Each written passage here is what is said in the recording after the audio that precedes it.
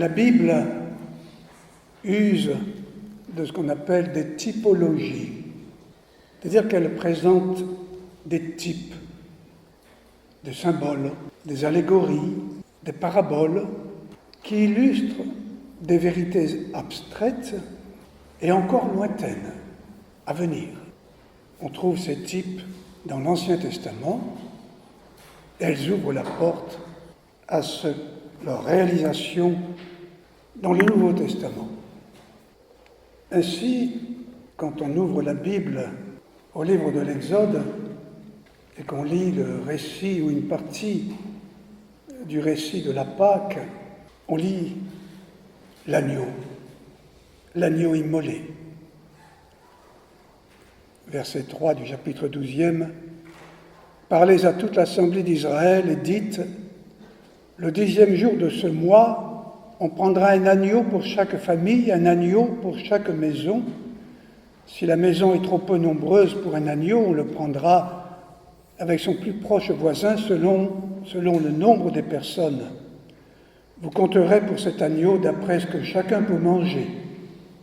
Ce sera un agneau sans défaut, mâle, âgé d'1 an. Vous pourrez prendre un agneau ou un chevreau. Vous le garderez jusqu'au 14e jour de ce mois, et toute l'assemblée d'Israël l'immolera entre les 2 soirs. On prendra de son sang, et on en mettra sur les 2 poteaux et le linteau de la porte des maisons où on le mangera. Cette même nuit, on en mangera la chair rôtie au feu, on la mangera avec des pains sans levain et des herbes amères. Cette nuit-là, un peu plus loin, je passerai dans le pays d'Égypte et je frapperai tous les premiers-nés du pays d'Égypte, depuis les hommes jusqu'aux animaux. J'exercerai mes jugements contre tous les dieux de l'Égypte. Je suis le Seigneur. Le sang vous servira de signe sur les maisons où vous serez. Je verrai le sang et je passerai par-dessus vous. Il n'y aura point de plaie qui vous détruise quand je frapperai le pays d'Égypte. Pâques, vous le savez, veut dire passage, le passage de la mort à la vie. L'ange destructeur, l'ange de la mort, n'entre pas dans les maisons des Hébreux qui ont couvert du sang de l'agneau immolé les poteaux et linteaux de leurs portes. L'agneau immolé, sans défaut, est mangé à la hâte. Les Hébreux, passant ainsi de la servitude du pharaon d'Égypte à la libération de Dieu. L'agneau du livre de l'Exode est un type, une préfiguration de Jésus-Christ. Il symbolise Jésus-Christ par sa pureté. On lit dans la première lettre de Pierre, « Si vous invoquez comme Père celui qui, sans partialité, juge chacun selon son œuvre, conduisez-vous avec crainte durant le temps de votre séjour sur la terre, sachant que ce n'est point par des choses périssables, argent ou or, que vous avez été rachetés de la vaine manière de vivre héritée de vos pères, mais par le sang précieux, comme d'un agneau, sans défaut et sans tache, celui du Christ. On peut ajouter Ésaïe 53, le chant du serviteur souffrant, brutalisé, il s'humilie, il n'ouvre pas la bouche, comme un agneau traîné à l'abattoir, comme une brebis devant ceux qui la tondent, elle est muette, lui n'ouvre pas la bouche. On a mis chez les méchants son sépulcre, chez les riches son tombeau, bien qu'il n'ait pas commis de violence et qu'il n'y eut pas de fraude dans sa bouche.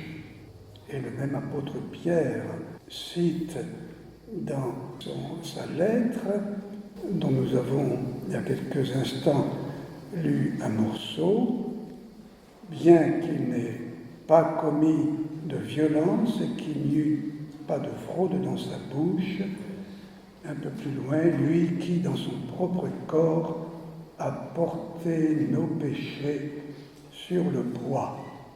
Un autre type que propose l'Ancien Testament se trouve au livre de la Genèse, chapitre 22e, texte connu, dit le sacrifice d'Isaac, 22, 1 à 8. Dieu mit Abraham à l'épreuve et lui dit « Abraham !» Et il répondit « Me voici ». Dieu dit « Prends ton fils, ton unique, celui que tu aimes, Isaac. Va-t'en au pays de Moria, et là, offre-le en holocauste sur l'une des montagnes que je te dirai. » Abraham se leva de bon matin, sella son âne, et prit avec lui 2 serviteurs et son fils Isaac. Il fendit du bois pour l'holocauste et partit pour aller au lieu que Dieu lui avait dit. Le 3e jour, Abraham, levant les yeux, vit de loin le lieu. Et Abraham dit à ses serviteurs, « Restez ici avec l'âne. Moi et le jeune homme, nous irons jusque-là pour adorer, et nous reviendrons auprès de vous. » Abraham prit le bois pour l'holocauste, le chargea sur son fils Isaac, et porta dans sa main le feu et le couteau. Et ils marchèrent tous 2 ensemble. Parlant à Abraham, dit « Mon père ». Et il répondit « Me voici, mon fils ». Isaac reprit « Voici le feu et le bois, mais où est l'agneau pour l'holocauste ?» Abraham répondit « Mon fils, Dieu pourvoira lui-même de l'agneau pour l'holocauste. » Et ils marchèrent tous 2 ensemble. Dieu met Abraham à l'épreuve en lui disant de prendre son fils unique. Isaac n'est pas unique. Il a un frère aîné, Ismaël. Le texte dit qu'il est unique parce que la promesse de Dieu est pour lui. Prends ton fils et va l'offrir en holocauste sur la montagne que je t'indiquerai.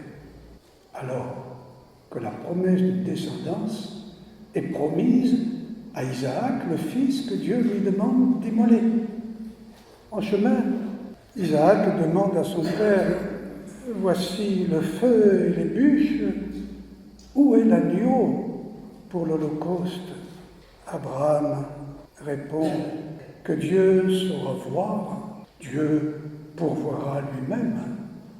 L'auteur de la lettre aux Hébreux reprend ce récit pour dire ceci. Par la foi, Abraham, mis à l'épreuve, a offert Isaac. Il offrait le fils unique, alors qu'il avait reçu les promesses. Et qu'on lui avait dit, c'est par Isaac qu'une descendance te sera assurée. Même mort, se disait-il, Dieu est capable de le ressusciter aussi dans une parabole, dans une préfiguration de résurrection. Dans une sorte de parabole, il retrouva son fils.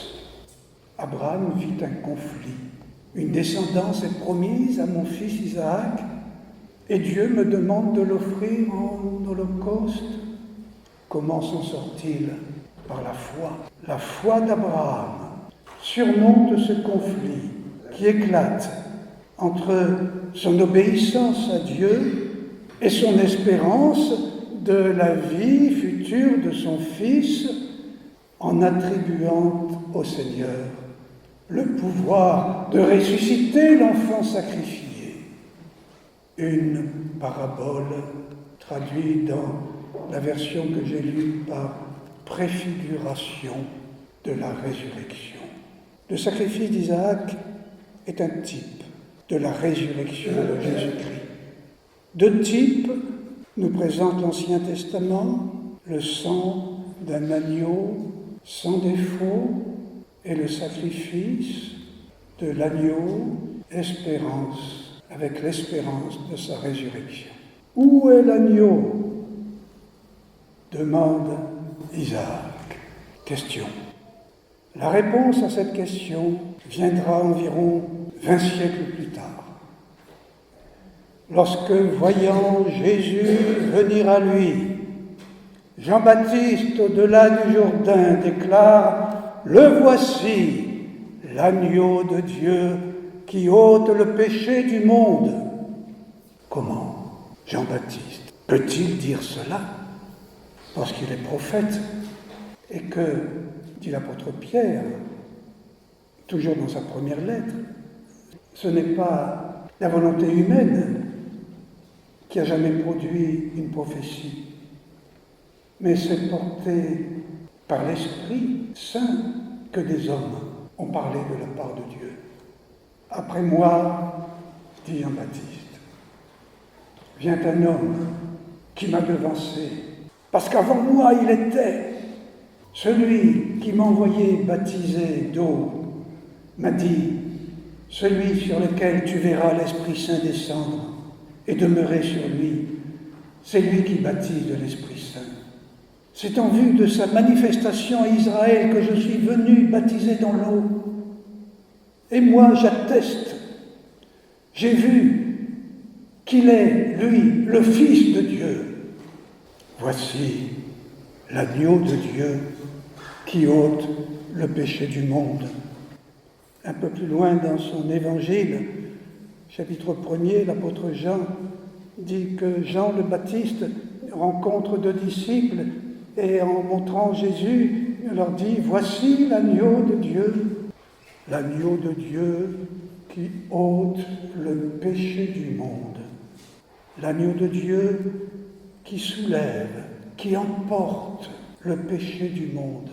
L'agneau de Dieu qui fait disparaître le péché du monde. » Dans sa première lettre, Jean écrit « Vous savez que lui, Jésus, a paru pour enlever les péchés. Il n'y a pas de péché en lui. » J'ajoute, pour terminer, et on sort de la typologie, ceci. Jésus dit un jour à ses disciples, Matthieu 20, verset 25, « Vous le savez, les chefs des nations les tiennent sous leur pouvoir, tiennent les nations sous leur pouvoir. Les grands tiennent les nations sous leur domination. Il ne doit pas en être ainsi parmi vous. Si quelqu'un veut être grand parmi vous, qu'il soit votre serviteur, et si quelqu'un veut être le premier parmi vous, qu'il soit votre esclave. C'est ainsi que le Fils de l'homme est venu non pour être servi, mais pour servir et donner sa vie en rançon pour la multitude. » En disant cela, Jésus ne critique pas le pouvoir politique comme tel, mais il veut montrer aux disciples qu'il ne saurait être un modèle pour eux. Quand Jésus ressuscité demande à Simon-Pierre s'il l'aime, Pierre, qui a choisi son camp, celui de Dieu, celui du règne de Dieu, répond « Oui, Seigneur, tu sais que je t'aime. » Et Jésus de lui dire « Paix mes agneaux. » Il y a deux règnes dans notre vie, dans le monde, dans l'univers, celui des puissants de notre monde et celui de Dieu dans le cœur des croyantes et des croyants. Le règne du monde, nous le savons, peut être violent, brutal, à l'image de l'ours, de l'aigle, du léopard, pour reprendre quelques-unes de ces représentations qu'on lit dans le livre de Daniel, pour ne retenir qu'elles. Le règne de Dieu, qui est le règne de Jésus, mais l'agneau est vainqueur des bêtes féroces. Tout pouvoir est remis à l'agneau. Le règne de l'agneau s'imposera aux autres qu'il soumettra. Dans le combat contre les forces du mal, rapporte Apocalypse 17, 14. Force du mal représentée par la bête et les rois associés dans un texte difficile à comprendre. On lit « Ils combattront l'agneau et l'agneau les vaincra, car il est le Seigneur des seigneurs, le roi des rois, et avec lui les appelés, les élus et les fidèles vaincront aussi. Seigneur, que ton règne vienne. » L'agneau ressuscité, glorifié, exalté, est le roi des rois, le Seigneur des seigneurs. Enfin, je termine avec un morceau du texte d'Apocalypse 5, verset 12e. Il est digne,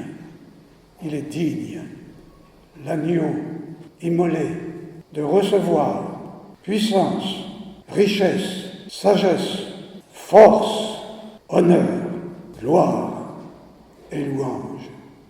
Et nous disons ensemble, c'est la vérité, nous disons Amen.